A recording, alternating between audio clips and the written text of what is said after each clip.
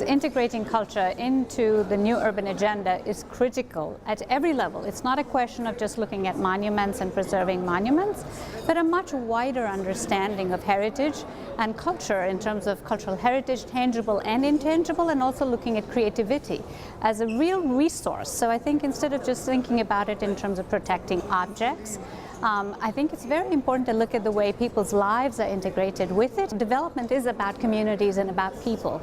And if you're looking at the new urban agenda, talking about inclusive, safe, resilient, and sustainable cities, I can think of every one of these absolutely needing culture and cultural heritage and creativity to be an integral part of the agenda.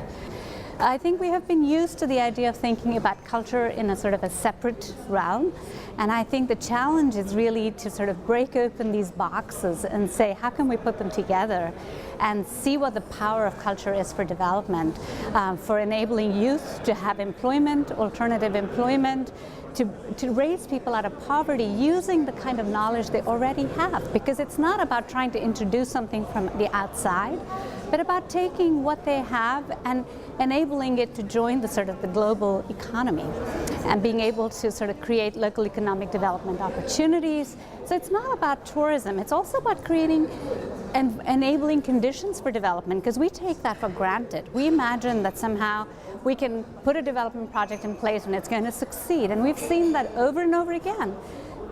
Projects that don't take culture into account fail because they're not able to be sustainable within that local context. So it's the understanding of the context, the particular needs, the community participation, equality, gender equality.